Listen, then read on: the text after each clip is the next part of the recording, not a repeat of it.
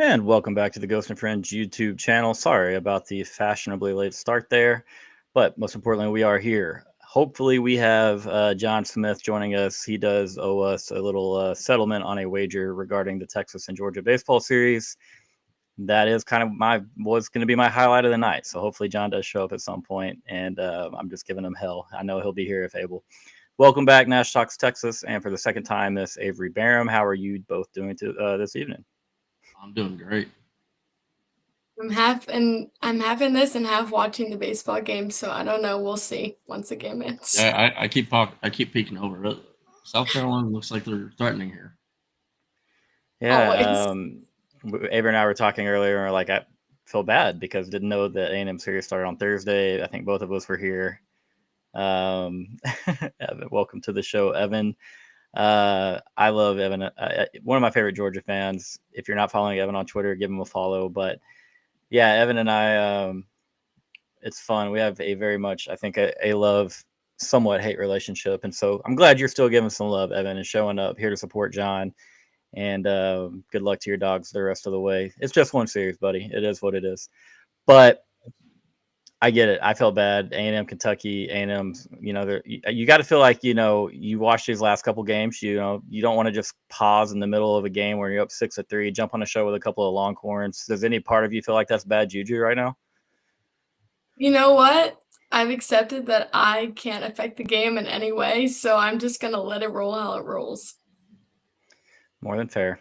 And one thing, though, it seems like A&M's hitting the ball pretty well tonight. I don't think South Carolina really has the pitching to keep y'all from scoring too many more runs than that game.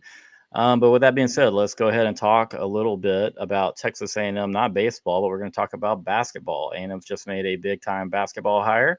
I say big time because I think it's going to be pretty dang cool as far as the style and pace of play. I love basketball. I love shooting threes, running up and down the court, and it seems like A&M is going to do that just about as much as anyone in college basketball in the future. But we're going to let Miss Avery talk to us about Buckyball. Are you a fan of the hire? What do you think of it? Are you glad the coaching search is just kind of over now and you have a guy that wants to be in College Station? Just what are your overall thoughts? I figured she looked frozen. Either the best mannequin challenge I've ever seen or frozen. She's back. Am I back?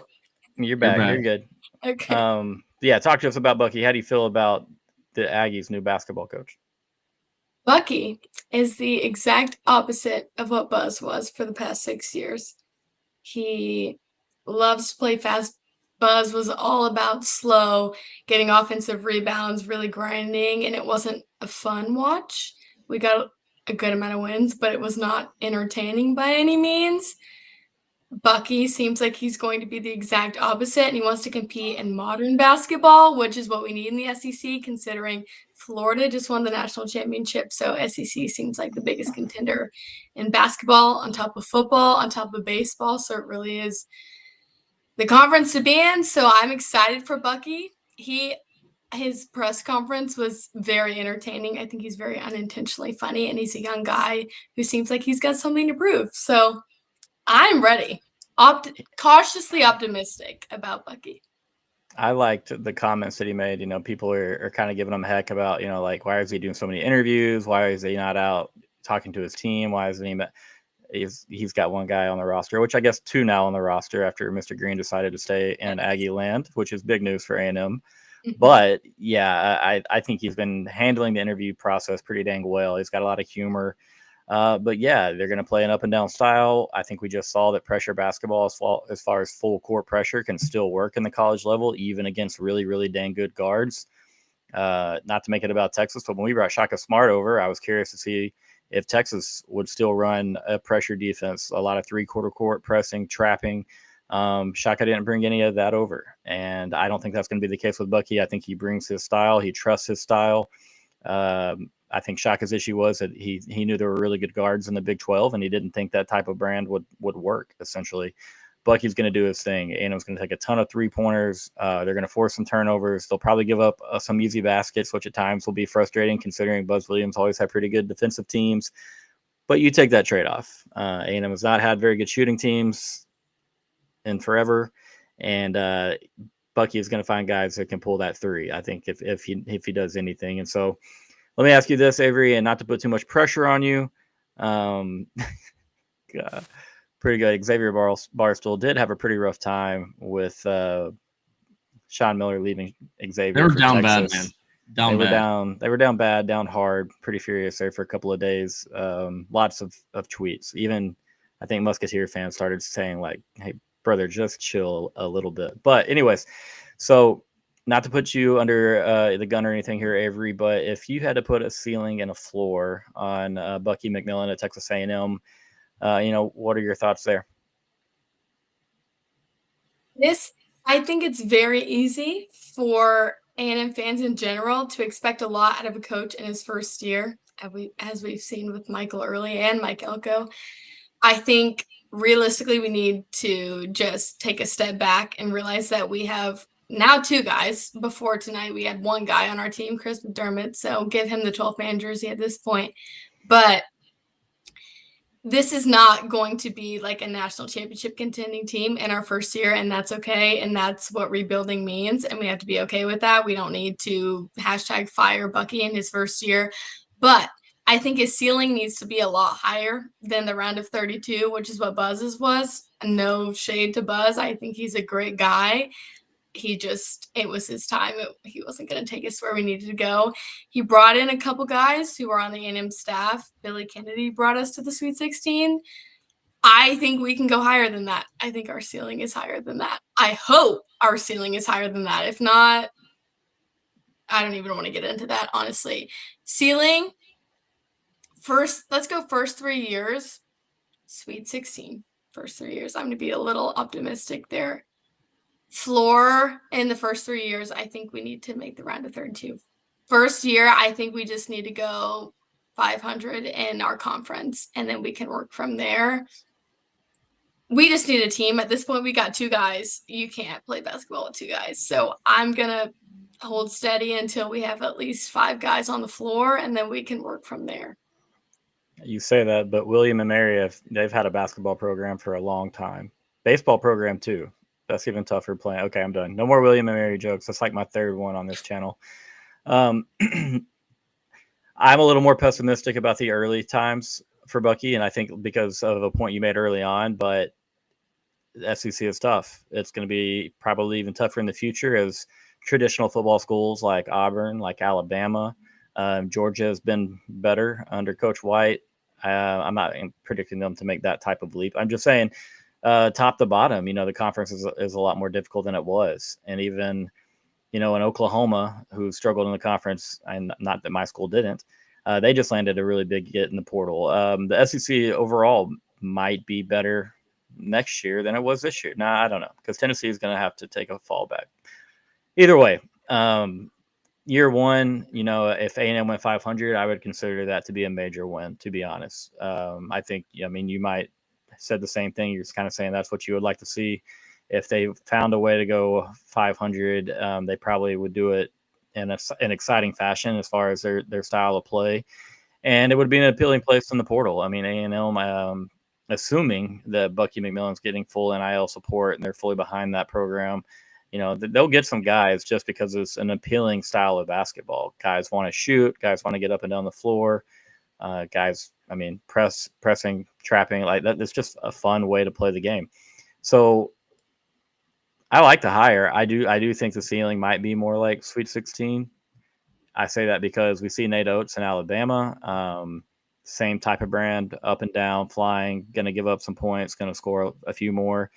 And it's fun to watch. I like watching Nate Oates' teams. But we've seen his team, kind of bout of some tournaments with some pretty elite talent. I would argue that Alabama was as talented as any team in the country this last year. And but it's that style of play. You have to get stops at some point. And so I'm not trying to rain on the parade or anything. I'm playing both sides of the coin. I like the Bucky hire. will A&M get stops several years down the line, in Masters. Gage has the Masters on my mind. But in the NCAA tournament, it's all the same time of the year, right? It's all the same. But we will see. We're gonna get off A&M basketball. We're gonna go into SEC baseball. We're gonna let Nash Talks Texas get some airtime here. It's been a little bit. All right, Nash. I mean, Texas is sitting in a damn good spot. Seems like there's some pretty positive news regarding injuries just around the corner, like possibly tomorrow, from what things I'm hearing. How are we feeling, man? Like, this series is a series with Kentucky. You're going on the road. You're a man of predictions, and we're going to have a prediction at some point, in your rant right here. We got to have it. But what are your thoughts on the series? Is this a must-win series for Tech? That they're 0-3. You got to do it backwards, man. That was scary. Okay, see, I did it backwards last time. It's 3-0 this time. Yeah. 3-0. Okay. 3-0. Anything about Coach Mingione and the Kentucky Wildcats that scares you up there, or you just think Texas is playing damn good baseball right now? And, I mean, they got a really good pitcher. They're I'm blanking on the dude's name, but first name's Ben, last name is something. He's one of the best pitchers in the SEC, which makes me kind of look like an ass for not knowing his name, but here we are. They do have some pretty solid hitters at the top end of the order, but I mean, it's just, look, Texas is having a pretty special year right now, and it's going to take a really good team to shake Georgia is a very, very good team. I don't want that to get lost to people. Texas was down to Georgia in game 2, and we had to battle for game 3. So it could have easily gone Texas wins 1 game and loses 2. Right. This is just such a to only have 5 losses to this point in the season. It's just that's very rare territory, and also just in Texas history. I think the last time we did this, our team was a national champion. Not saying that's exactly how it's going to go here because I'm very superstitious, but nevertheless, I mean, things are going good right now, and I'm really happy. Yeah, no doubt, man. I mean, it's a series to me. If you believe in trap football games, I would call it a trap series. You're coming off a big time win over, as we just talked about, Georgia, a top 2 or 3 program, depending which poll you're looking at or we're looking at. And it's Kentucky. It's on the road. It's not, it's not the SEC opening series in Mississippi State, which is obviously quite easy to get up for. They're not quite near as bad as junior college Mizzou. And like you said, they've got an ace that is up there with anybody in the SEC. And so, yeah, Dylan Stewart, we're going to need him start us off on a Friday night. Dylan Stewart throws really well in this game.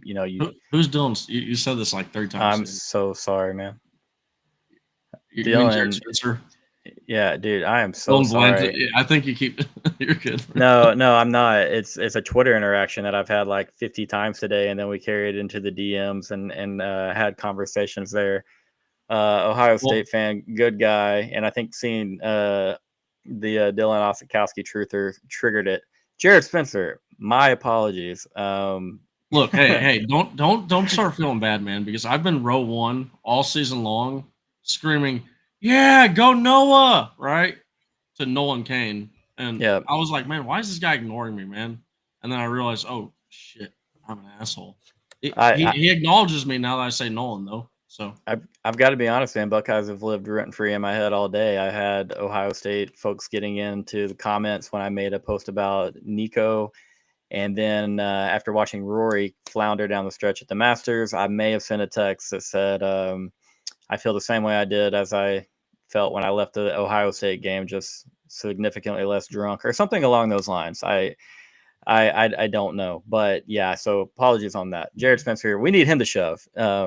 Dylan Stewart, you keep tweeting good things, but we're coming for you guys in August.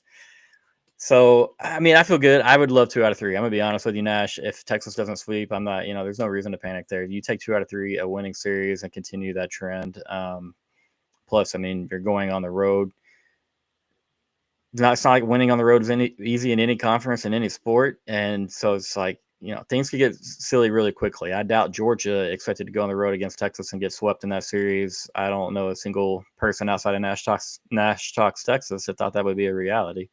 So kudos to you there, Nash. But well, I mean, even then, I was really close to doing it 2-1. But like, I mean, kind of to what you're saying right here, Georgia's playing Arkansas right now.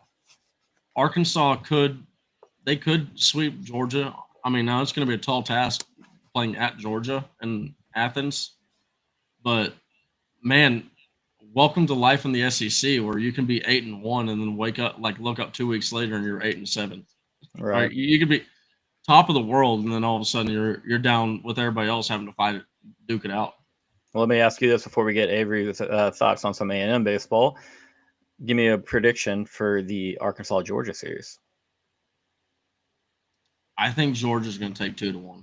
I think Georgia's going to really come out swinging, and then so that means all Texas really has to do is just take care of business, and we would now. At the end of the day, I really don't give a shit, and this is just more or less like, hey, cool. This is we're back to being at the top, right? But like at the same time, it's like football. We were ranked number 1 last year, but did it fit? Like the end of the year, we weren't. So I'd rather be ranked number 1 at the end than the middle. Yeah, I mean, at the end of the day, like Texas is shaping themselves up to be a national seed, and that's what I want. I want to host a regional. I want to host a super and have the best chance to get into Omaha. And once you get into Omaha, it doesn't matter I mean, obviously it matters as far as a bracket, what seed you are. But I mean, everybody has a new life. Everybody's playing with the same 2 losses in their back pocket, and it doesn't matter what you did in the regular season. Hasn't won since early 2000s. So don't give me that. I don't want that. A&M was the closest to winning with the number 1 seed. I mean, it seems only fitting that Arkansas gets the number 1 seed, gets to the supers, gets knocked out. You can't call yourself the Omahags with no national titles, and they haven't been to Omaha now in several years. So, anyways, it is what it is on that. And Evan, I need your opinion on this. Give me Georgia, Arkansas. Who wins that series? I have a feeling you'll say the Dogs, but I need to know where your head's at after last weekend's series. And let's go to Avery. Avery, obviously, we talked a little bit. Texas A&M playing South Carolina right now. As far as that game stands, still 6-5? 7-5. 7-5. Okay. So 7-5 there. A&M leading. Talking about an A&M team that's sitting at 3-9 in the conference, but just came off a big time series win in Knoxville, Tennessee, against the previously number 1 Tennessee Vols. A&M outscored Tennessee after losing Friday night's opener of the series, getting no hit. A&M outscored Tennessee 26-9 on Saturday in a doubleheader. So I can only imagine the emotional flip that some Aggies are doing right there. Hey, we're dead. These guys can't hit. What the hell is going on? We scored 26 runs the very next day against the number 1 team in the country, and all of a sudden there's a little bit of life. So talk to me about maybe your emotional process as you were going through that, and then what that series kind of means for A&M for having some life in the season. My baseball team is on life support. There is minimal people who have any hope left in our team at all. I was still hanging on by a thread, and then you get run ruled, which, I mean, it's the number 1 team, but at the same time, you don't even score a single run. I think you flatline at that point. And then you wake up on Saturday and you're resurrected like it's nothing. You have a doubleheader and you finish game 3 run ruling the number 1 team. I think your head's kind of spinning because what kind of turnaround is that in 24 hours to being run ruled to run rule? It's a lot to deal with. I think I said a week ago I wasn't totally out on this team. All the pieces were there.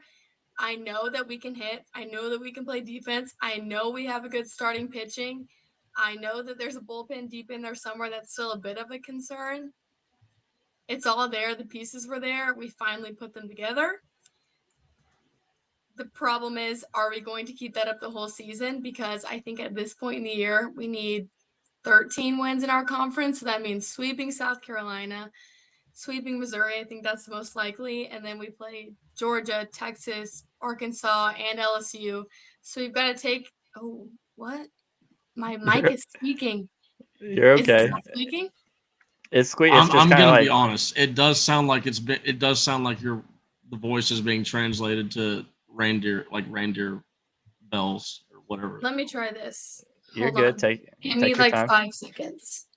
You're good. I had to block Rylander's comments. He got me last time, and I refuse. Yeah, you gotta ignore that. How does this sound? Bro. It's still kind of, it's like a high pitch whine almost, but It's okay. Take your Awesome. time. It's a little Okay. better. If you've ever heard the sleigh bells off Polar Express, it's literally exactly what it sounds like. Are we talking the most terrifying Christmas movie of all time right now? Shut up. Don't. I've seen enough bad takes out of you recently, man. Come on. Nash, come on, man. That movie is nightmare fuel. It's nightmare fuel. Okay. Have you seen the kids? Tom Hanks is in there. No. You were literally talking about somebody that's. I don't know if I should say. I probably shouldn't say this. So. About this.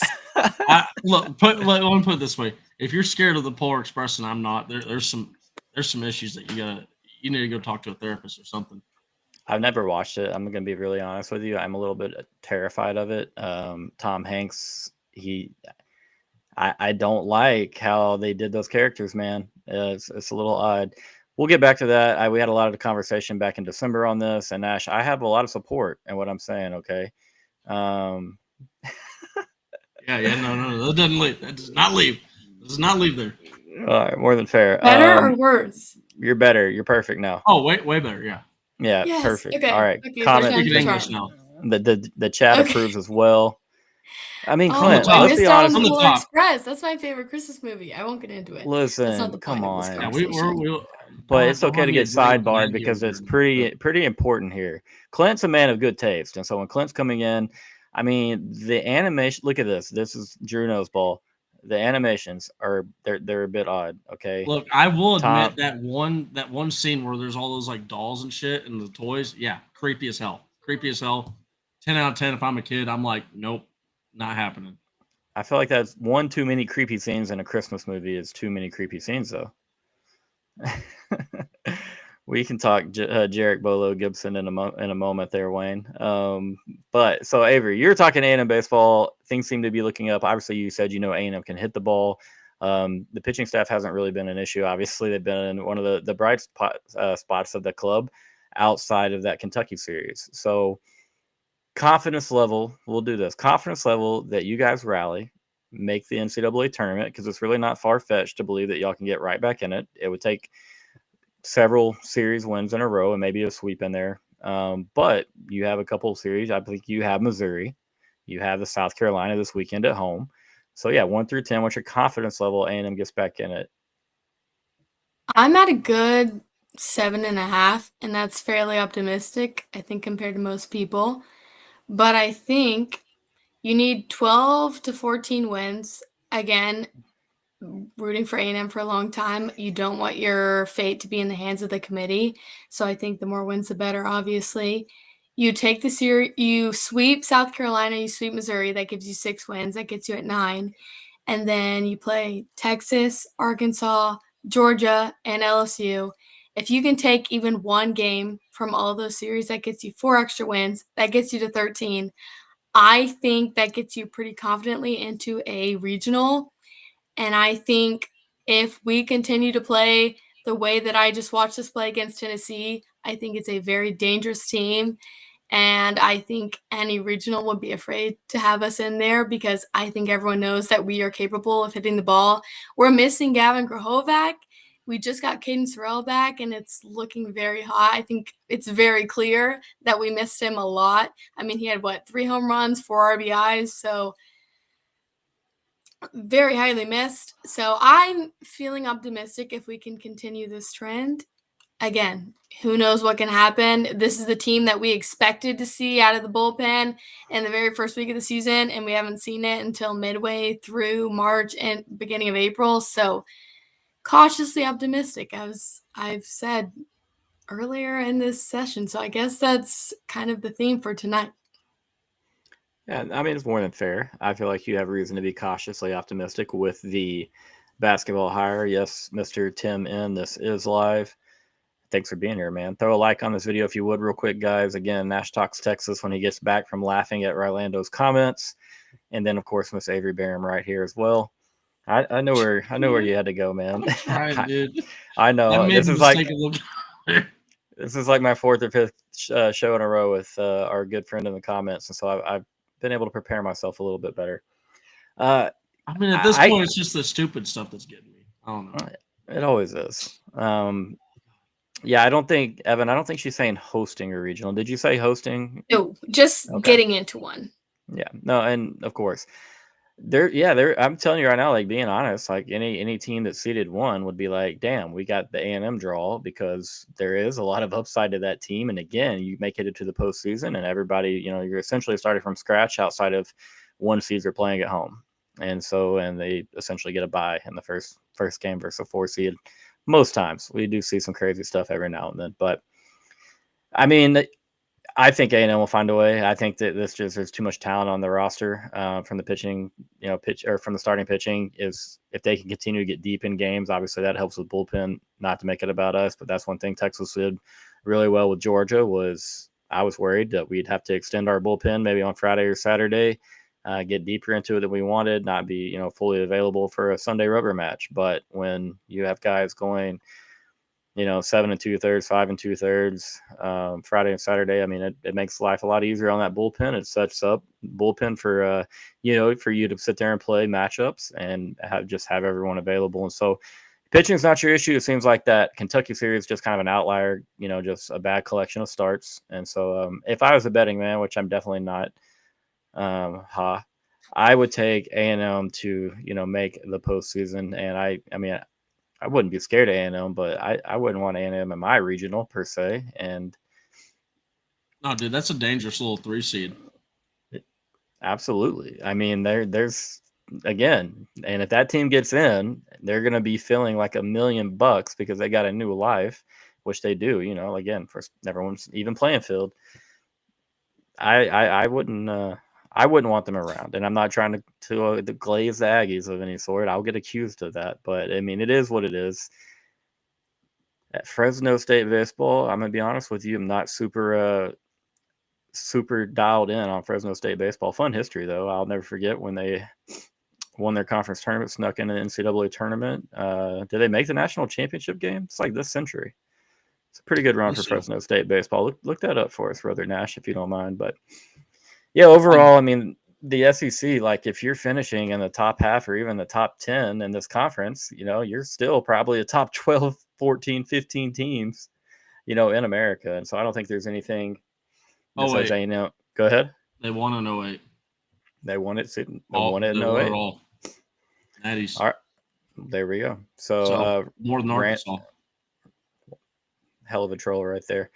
I was almost really mean to our Aggie friend, but our good friend checking in. I mean, I know who you're rooting for in that series, Posse. You don't have to hide it, brother. We know, and it's okay. I get it. You have some close Aggie friends, but I don't think that deep down you actually believe that. So that's what's important right there. Majority of LSU fans I've seen would probably go the other way on that one. Yeah. Let me ask you this, Posse. What's the majority of the Tigers' feelings on Texas and A&M? I feel like we've already won most Tigers over. Not you, because I know kind of where you stand, and that's all good. But I feel like there's more respect between old Texas and LSU than there is. I'm sorry to say that right in front of you there, Avery, but y'all were pretty rude to them when they came to Kyle Field. I'll take it. Yes, we were. No shame in it. No shame. Well, baseball is always fun to talk about. Big series for Texas. Kentucky probably needs it a little more than we do. I'm sure that, we have their full attention, but I'm with Nash. I think Texas wins the series. I'm going 2 out of 3, though. I haven't predicted any sweeps, and things have been working out. So also being a superstitious baseball guy, I'm not jumping into that. Cade Anderson, though, Orlando, he's kind of the opposite of ass. He's pretty damn good. So I did not one pitcher to name on the roster. It's not him. Yeah, Evan, if this is what you're referencing, I did see the first round leader ticket for for Justin Rose there. I think it was going off at like 60-1 or something. I don't remember the exact odds, but yeah. Sorry, Nash. We're gonna talk some golf. We're gonna throw you in there and get your opinions on some stuff too. Miss Avery has a little bit of golf in the blood. I'll say that. Big day, round 1 at the Masters, Augusta National Golf Club. It's really cool. You have, the game's elite. You have Live Golf, the PGA Tour, everybody back together. You have the most beautiful course on the planet. Major storylines. better golf than has ever been played. And so, yeah, I can't talk enough about how excited I was going into day one of the tournament. And I'm still going to pretend to be excited, even though my guy kind of let me down the stretch. But Avery, I know that we talked a little bit. We kind of traded predictions on winners. How much did you watch of round one today? And if you got to watch any, what were your thoughts?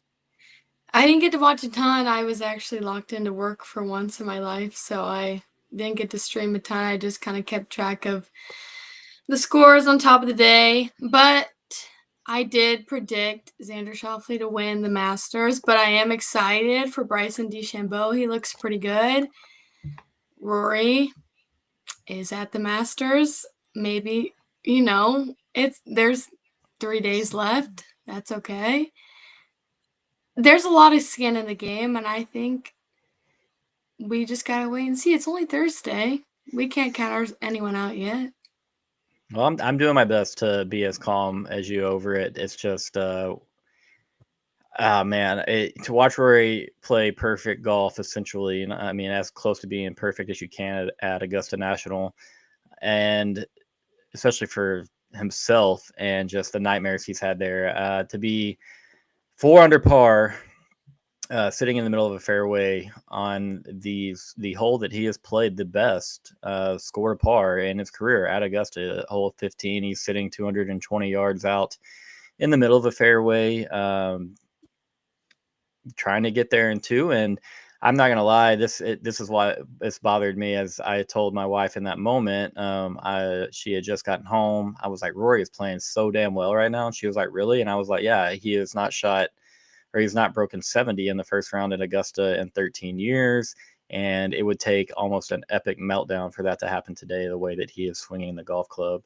And yeah, next thing you know, he hits the second shot over the green, still has an opportunity to get up and down for birdie, walks off the hole with a double bogey. So yeah, that stunk. And so as hype as I get and as much emotion as I pour into rooting for Rory, it's pretty tough. But again, like you just said, I'm happy for Bryson DeChambeau. He is who Rory is always my heart's pick. Bryson was my head's pick this year. I thought that Bryson is on top of it. Seems very comfortable in his own skin right now, doing a ton of stuff with the YouTube golf. But again, we haven't really seen him in this competitive market here. What do we got here? Oh, Team Scotty. Yeah, there's that guy, Scotty Scheffler. Inevitable. Yeah, just why is this all so big? Yeah, Scotty Scheffler doing. I screwed it up big time, didn't I? Oh, you're good. We'll pull it back up here so we don't have to see my big head. But it was a. Oh no. I thought me disabling my share screen would make everything go back to normal, but we're gonna put Avery up there. Yes. No, to me, Scotty looked like he just is playing ho-hum golf. Nash, how did you do this? Playing ho-hum golf, and it's still just working his way around, all easy breezy, not a problem. Could have easily probably put up a 6 under, maybe even 7 under. And so it feels like it's Scotty's tournament to lose. I think it's just he's so good. He's such a machine. And I feel bad. Shut up, Clint. I feel bad, but like I don't root for Scotty as much as I do Rory. And that's, I get flack for that from the Longhorns on the timeline just a little bit. But Scotty is, and I might get in trouble for saying this, it's almost boring to root for because he's borderline robotic. He is always in the hunt at majors. He's always around. Do I get upset if Scotty wins? Absolutely not. You spell gray with an E? What's that? You spell gray with an E? Do you add a U into color? I'm just trying to figure out all these other British things that you do that are non-American. Well, for one, he's not British. He's Irish. And for two, my bad. A stone's throw away from the Jesus. Okay, United Kingdom. He's lived in Jupiter, Florida for like a decade, so it's all good. But I root for Rory because of the history of the game, chasing the Grand Slam. Scotty is going to win everything. Scotty is inevitable. Scotty is what makes Scotty so good is he has the short game tools that Rory does not have. He has the mental game tools that Rory is still working on. And so it's not the same thing. Okay. It is better. Come on, Irish, British. Like, I guarantee you the food can't be as bad in Ireland as it is in Britain. There's no way. And we can't call Rory overrated. That's crazy talk. All right, but y'all are getting me off track here. Rory's not out of it. He's 8 shots back. A guy that can go out with his firepower and put up a 65, 66. Y'all are killing me here. I thought we'd get some more love for the Irish. I'm gonna be honest. God, obnoxious accent. Come on, man. But yeah, so oh gosh, yeah, Nash, why aren't you a part of our group chat? And what's your feeling on Ryan Niblett? You got to help him out, man. He's at safety. I'm gonna be honest, bro. Rough road ahead for Niblett to make an impact at safety. It's just there's a lot of talent in that room, man. Yeah, no, there is, and it's not about Ryan Niblett, but we did have to appease the group chat there. Roy's not out of it. I know Roy gets a lot of hate, a lot of flack. I was told today that I should be rooting for Scotty, this and that, but I mean, like, there's a ton of golfers. I would rather see Jordan Spieth win this tournament again than I would rather see Scotty win it again, because Jordan Spieth went through absolute hell in 2016 at this tournament. I mean, 5-shot lead after playing 9 holes, and after 12 holes, he was down 3 strokes. This is a massive swing in a 3-hole span, massive, and it's always just easy for Scotty. And again, it's not knocking Scotty. I love Scotty Scheffler. I think Meredith is great. They're the cutest couple ever. Like, their story is awesome. An easy family to get behind and root for. But come on, let's give me somebody else. Just for Sark to Dallas. Absolutely. Everybody knows this. The worst kept secret in college and pro athletics. Yeah, pretty much, Orlando. Your last comment. Good Lord. But yeah, every time for me, I do this. I get so wound up for Rory to go out there and just kind of poop the bed at Augusta. I have not been to the Masters, no sir, but I have been to Augusta, Georgia during the Masters. I know that's pretty lame, but no, I was going to Pinehurst. We went through Augusta while it was pretty insane to see all the traffic for little Augusta, Georgia. Everybody there in town traveling around, but yeah, I thought Phil Mickelson, I took him to be the lowest live player. Kind of a rough start there, but another live guy that struggled a lot was John Rahm. He had a really rough time there. They were the group, I think, one behind Rory and them, and that whole group was really, really struggling. I think that, like, through 15 holes, they had made like 4 birdies, him and Tommy Fleetwood.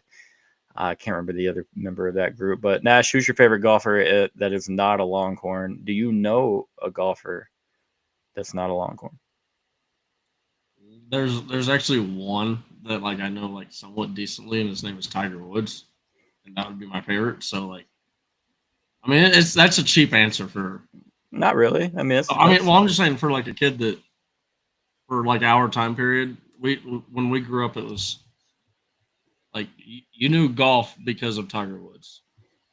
Maybe not you, but for people like me. I knew golf because of Tiger Woods. Like, we talked about this 2 nights ago or last night. Like, I only knew of the Masters, and I only knew of Tiger Woods. Like, because that's all they show on ESPN.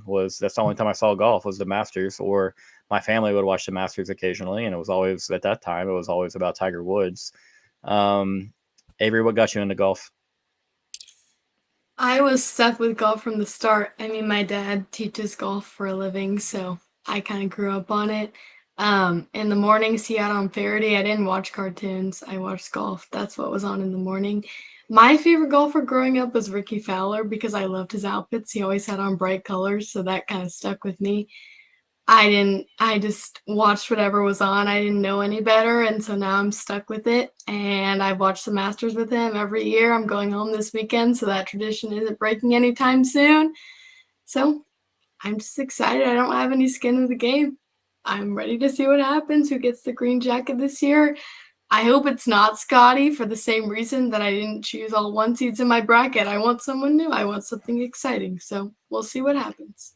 Yeah, I will say this, that take right there is exactly how I feel, but I can't just say that. There's only 300 people on here listening or watching right now. I have 10,000 followers. If I said that on Twitter, I would prefer somebody, because deep down, I would rather Justin Rose win this tournament than Scotty Scheffler. because I love Justin Rose, and I've watched Justin Rose for 15 years, and I watched him give this tournament away to Sergio Garcia because his back got hurt, and Sergio Garcia is not a real Longhorn. So for anyone that's adopted Sergio Garcia because of his spouse, Sergio Garcia is a jackass on the golf course, okay? He does not – that's all I'll say. I would have much rather Justin Rose take that Masters over Sergio, and I like history. I like the game. J Rose has been around for a long time. So when I say it, I would rather him win than Scotty, doesn't mean I dislike Scotty. I just, like Avery said, give me something else. Give me someone new. Also, yeah, 100% Avery's gonna have better golf info than me. I don't know golf worth shit. And I do know a second golfer, Arnold Palmer. Look at that. The Look man at that. himself. Look at that. Listen to small names. Well, yeah, I like this right here. Bryson is I don't know how many of you guys here in the comments or watching have gotten into YouTube golf, but like Bryson is a great character in the YouTube golf space. He gets on there and really has kind of won a ton of people over, myself included. 5 years ago, I would have said not a chance in this world that I would ever root for Bryson DeChambeau. I've been to tournaments and seen him throw fits, act out. Kind of a pick me, I'm too good for this, I'm too good for these conditions type attitude. Big fan, love the guy. I would love it if he won this tournament. And yeah, Great I know YouTube it's stuff. great YouTube. I mean, flawless YouTube stuff. He's played with President Trump, and I'm not being political. I'm just showing the reach that he has. He has anyone is on the table as far as joining his channel. He's had pro athletes from other sports, and yeah, I agree. Sergio is a dweeb. If anyone saw the outfit that Sergio Garcia wore today, did you see it, Avery? I didn't see it. What do you wear? If you were to take your dress and split the one half that is red and just make it mustard yellow, like you were Ronald McDonald with just red and yellow, that's what he was wearing. I can't remember if it was red. He looked horrible. Looks like the Kansas City Chiefs paid. It's an awful look. I mean, an awful look. Yeah, so I'll be honest. I'll give you my Rory background story. So 2018, I really get into golf. And in 2019, we go to the Players Championship, and I go rooting for John Rahm. I'm still a big John Rahm guy, but yeah, I mean, that's awful, guys. Check the fit. The red and yellow mustard, the ketchup and mustard Ronald McDonald fit. Like, that's not it. But I will say this. What is the hat though? Like what's so the hat supposed to be? The hat. Okay, what's the logo? This is his Spain? It's his team. It's his team for Live. His team is the Fireballs or some shit. His team is that. And so you can see on the logo on the shirt, it's like a smiley face with the flame behind it. I think they're the Fireballs of some sort. But yeah, Evan, Tim. So I used to go to tournaments all the time, and I watched 21-year-old John Rahm battle Dustin Johnson when he was the number one player in the world in match play. Thought it was so cool. Became a big John Rahm fan. We go to Florida to watch the Players all 4 days in 2019, and John Rahm is leading the tournament after shooting like a 62 on a Saturday. It was really cool to see. But then Sunday came, and I am like kind of anti-Rory. I thought he's another guy that was, hey, if I grew up swinging since birth and my parents dropped me off on a golf course every day, like I could be there. I'm a pretty strong athlete. Wasn't a Rory guy, but on Sunday evening, Rory made a massive charge. It is captivating, man. The crowd that's behind him, the Rory chants, the roars, all the Irish folks in attendance that just are there to support that guy. It was really cool. And so that kind of got me on the Rory train. And then I named my son Rory, not really after Rory McIlroy, but through time and him kind of chasing the Masters, the love has only gotten deeper. But in the chat, like a Rory Glazer. I'm a Rory Glazer. In the chat, who is your favorite golfer? Who do y'all like? Rolando, I need to hear yours. You're talking a lot of trash to everybody about everything, so I need to be able to roast your favorite golfer. Clint, I need to know yours. I think it's Scotty, but Tim, shout out. Throw me a favorite golfer if you would. But I mean, I probably have like 15 guys that I'm like, yeah, it'd be cool if they won, and then some maybe more than others. But the biggest Longhorn golfer that I'm a fan of isn't Jordan Spieth. It's not Scotty Scheffler. It's not Jonathan Vegas. It's not Dylan Fratelli. It's Bo Hostler. I like Bo Hostler more than I like Jordan Spieth and Scotty Scheffler, and maybe combined because I know Bo Hostler and his agent, and they are good people. Bo's fun to be around, and he's yet to win on tour, but it's coming. And so, I mean, that's just for me. It's all about the story. It's not just about Scotty's the best golfer. He immediately becomes my favorite. Bo hasn't won on PGA Tour. Bo is always out there. One day he's gonna sit there and play this Masters tournament, hopefully. But all right, give me an update on the Aggie score. I see people are talking. Avery, how are we looking over there? It's 7-6, top of the seventh. We have 2 outs. It's not a big deal. We'll be fine. Okay. Yeah, long way to go there. I wasn't dogging you. I just knew that there was some action, so I had to ask. Yeah, I'd consider this to be a must-win game for A&M. Can't drop the series. 3 outs. Bottom of the 7th now. Can't drop the series with South Carolina. I'd say you for sure have to win at least 2 out of 3 here. 3 games will go a really long ways. But predictions as far as the Masters goes, Avery, you with the leaderboard the way that it is and Scotty kind of being just right there in the middle, or would you be confident saying that maybe it's Scotty's to lose, or you think it's just still wide open up in the air, still 3 days left, too early to really tell anything? Because you also mentioned DeChambeau. I'm sticking to my guns. I don't think it's Scotty's to lose. I think it's anyone's game. I think I'm a little biased because I like excitement.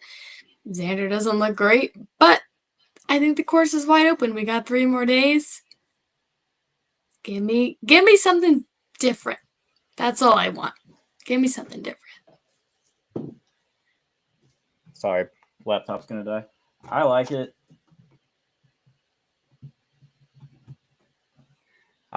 One thing I'll say about this leaderboard, if you look at it, Justin Rose, Corey Connors, Scheffler, Oberg, Terrell Hatton, Bryson DeChambeau, Aaron Rye, Harris English, Jason Day, Akshay Bhatia.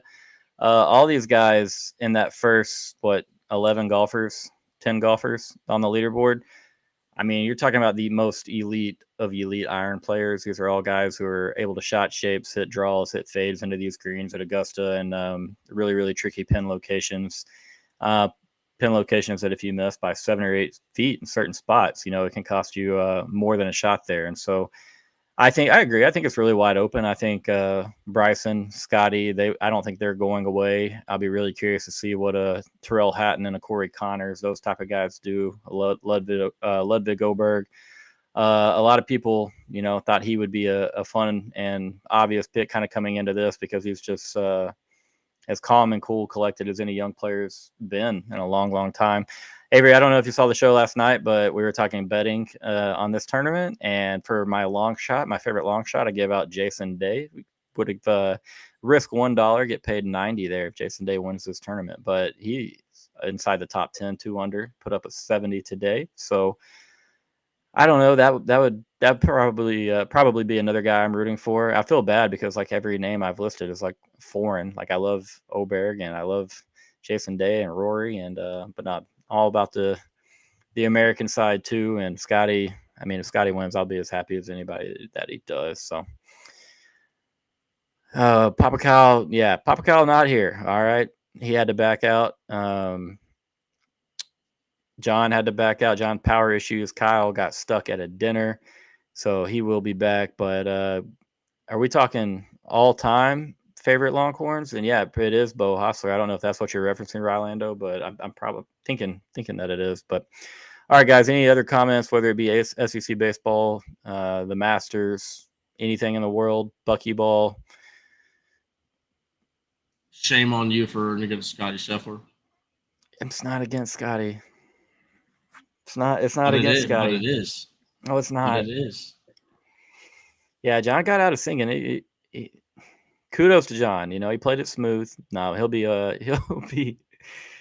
ready soon. It's not rooting against Scotty, man. You really want to bark? I barked on this channel. I've barked on this channel, man. I don't want to hear any barking. I don't want to see any barking. But I was ready to do it again if Texas lost to Georgia in that series. Luckily, John was going to do it with me. It was going to be a joint session, but not anymore. Kevin, that is a wild question, brother. Come on, man. Yeah. All right, guys. Thank y'all for being here. Even for you guys who It's Texas. Stop playing with us, posse. It's Texas. The only thing I know about next college football season is Texas isn't losing to Ohio State. That's the only thing I can guarantee out there. Outside of that, this defense is going to be legit, man. Like if y'all thought last year's was like the opening prologue to the 2025 defense. This defense is about to be nasty. hey, some Nash love. Mr. Mathis tuning in. Hey, Kevin, go.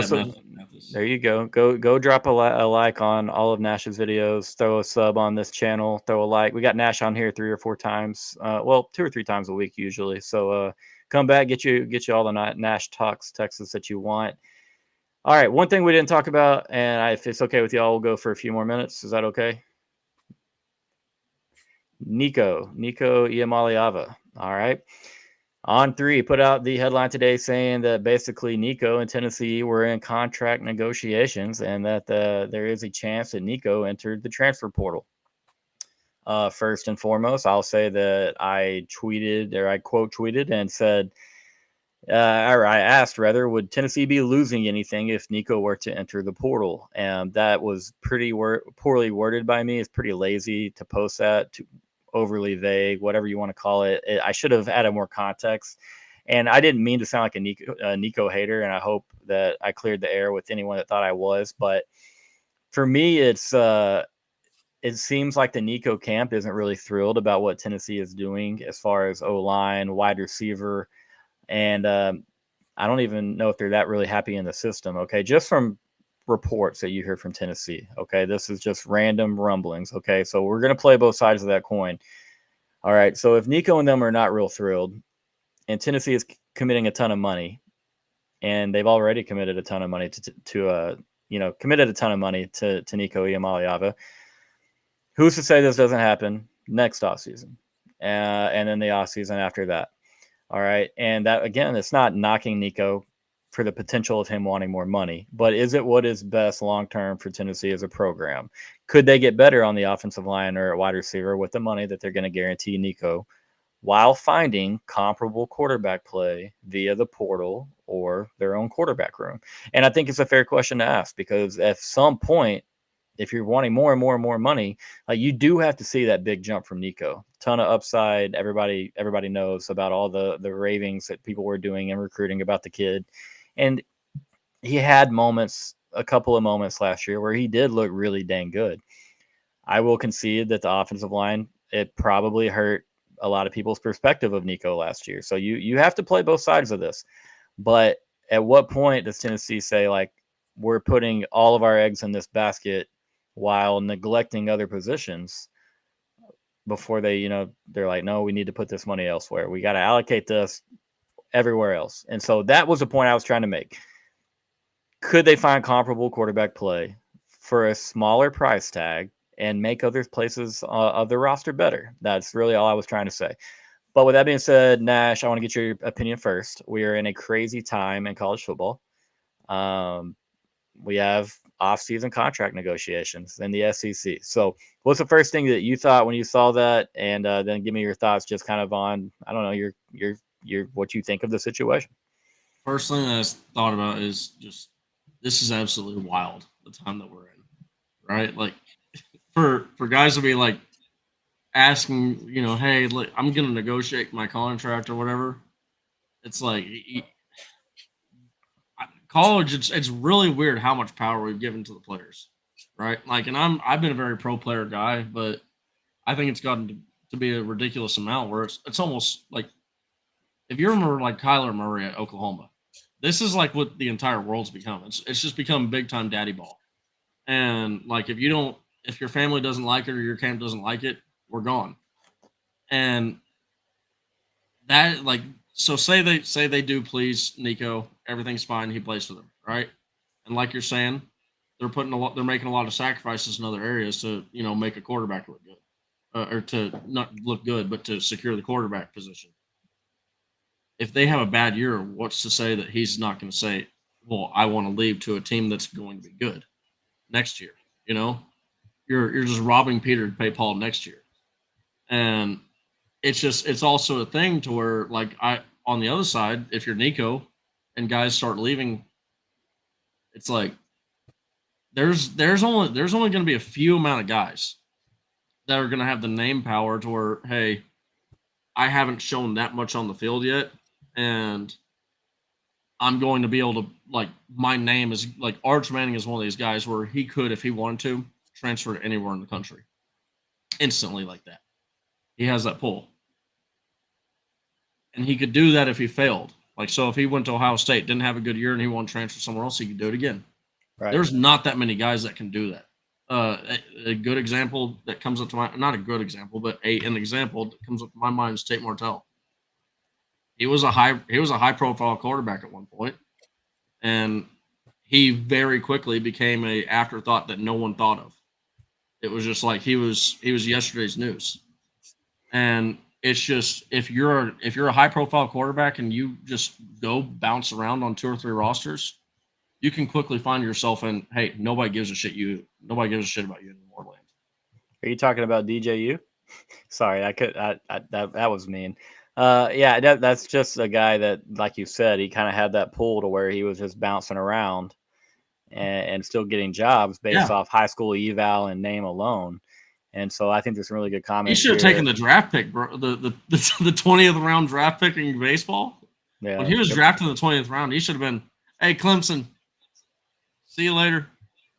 I think this is a good point, Evan, but we're all guilty of this. Everybody says, oh, we've got more money than, some schools say they have more money than the Vatican. I don't know who would say that, but it's every school believes like, oh yeah, they'll always come up with the funds. They'll always be ready to get that recruit. But the fact of the matter is the recruits drive up prices, and you have other sports that you got to allocate NILs, funds to, and other things that your school is good at that you want to stay competitive in. And yeah, football reigns. Like, don't get me wrong, especially obviously in the Southeastern Conference. But Kevin says right here, we need to go to 1 portal window per year and obligations to remain rostered for a season. I mean, something has to be done at some point, because the fact that Tennessee is going to, potentially have to re-recruit Nico after every single cycle, restructure contract, NIL deals, like it's professional. Like that's what we're at. We're in a professionalized state of college athletics. Posse, thank you for being here. You better like also, this video. Makes me thankful for Arch Manning, dude. Like, to have Arch Manning like come out and like say, hey, yeah, I was always wanting to be the starter. Yeah. Like, I wanted to be the starter at Texas. Like, that's, hey. But Ash, everybody said that he was transferring, and everybody said these little old lowly Texas accounts had no idea about our own football program, and then it was inevitable that he would be gone. He did not come to Austin to sit on the bench, to back up Quinn Ewers, to wait and develop. Yeah, it's really fun to look back at some of those bookmarks. Thank you for being here, Tim. Really appreciate it, man. You have a solid night yourself. Avery, Nico Iamaleava, do you still think, is the upside quite as high? Are you a believer that he takes a big jump? And also, what did you think about, the On3 headline today? Unfortunately, we're at a point where college football is now business. I mean, if you see the words negotiation in the same sentence as you do college football, you're kind of too far gone. So this is the reality. I mean, like, what, 4 or 5 years ago, you got controversy when your head coach buys his players a burger, and now, like, you can negotiate for $7-8 million. So, I mean, there's really no turning back. I think I've seen way too many people. I mean, I think y'all both know I'm in the Aggies Today community. There's way too many people who think that there's so much obligation for a player to perform, and they think of any college player at this point as an employee rather than just an 18 to 22-year-old. I think Nico is setting himself up for failure, because the higher you negotiate for pay, the higher that people are going to set their expectations. And he, at this point, hasn't performed to the point that I think Tennessee fans would want. I think they have high expectations, like any SEC team would. I mean, college football is religion in the South. So I think any SEC team is setting themselves up to be prepared to win a national championship at any given point. And so the longer that Nico drags this out, the higher expectations they're going to have. and the higher ceiling they expect from Nico, therefore the greater chance he has to fail. And so in a world that has become business, I think he could see himself falling out of a starting quarterback position. And I don't even think he's a top 5 starting quarterback in the SEC. I mean, you got Sellers, Lagway, Nussmeier, Well, you don't Manning. think those guys are I said like Manning. ranked I said 4th or Manning. 5th after him? I said Manning. No. I'm just talking about like there. I saw some bullshit lists that had Klubnik and Sellers down at like 7th and 6th, and No, Sellers. Nico was at like Nico and Lagway were number 1 and 2, and Listen, I'm still haunted by our South Carolina game. Sellers gets all the praise. You should from me. be. He gets should be. every single penny from me, so I will not Speaking of count him South out of Carolina. anything. Let me say this. He will be at the top of my list.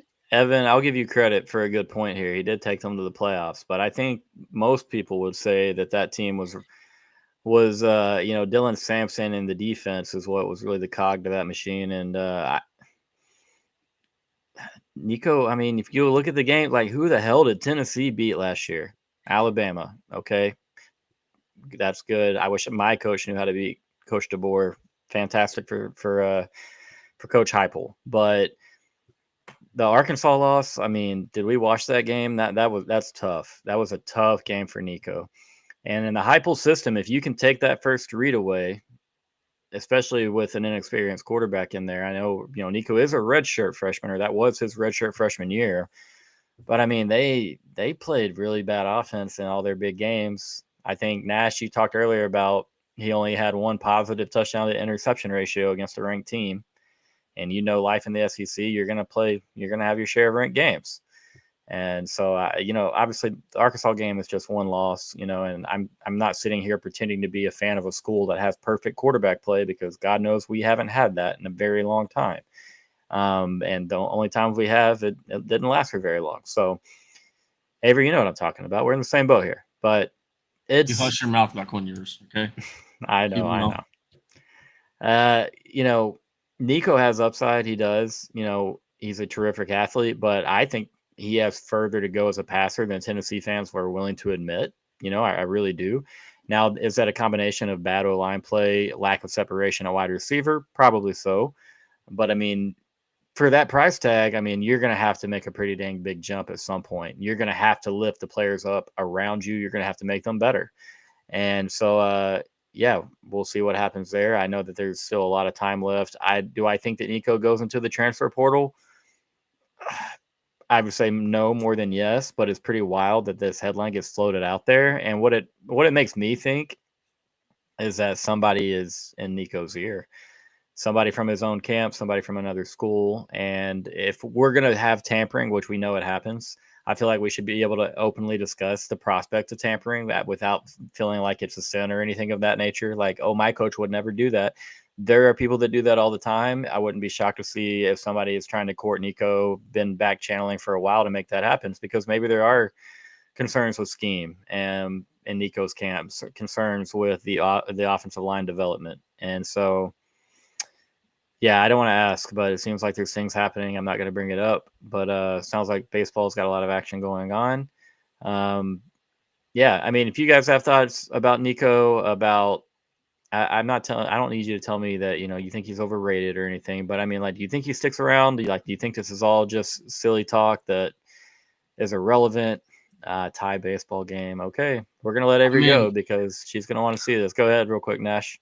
It's not. I don't think it's irrelevant, because if it's where there's smoke, there's fire, right? And this feels like it's going to be one of those recurring things. And it's also on the other side of what I said earlier.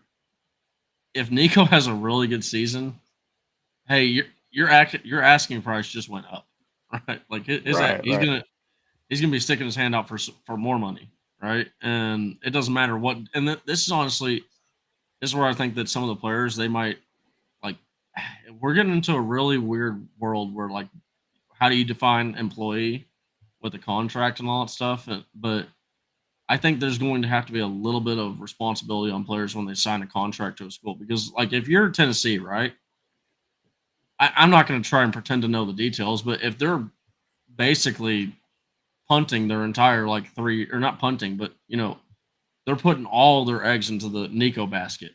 If he just leaves them next year, they're just screwed.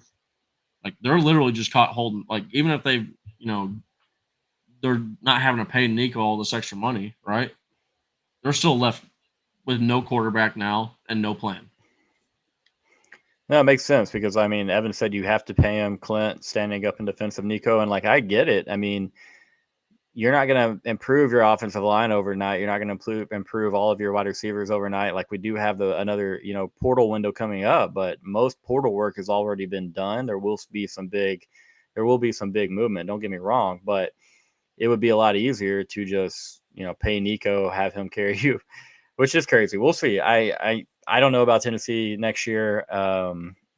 They're going to have to protect Nico, and he's going to have to develop as a downfield passer. It seems like he kind of struggled to see the field at times last year, but with more experience and more game reps, normally for most quarterbacks of his, potential, that does improve. And so not writing Nico off. But again, Clint, like, I don't know if I'm with you as far as really good, somewhere in between. I'll go there. And that kind of is taking the poor man's way, or the weak man's way out. But I need to see a lot more out of him, and this also is pretty crazy.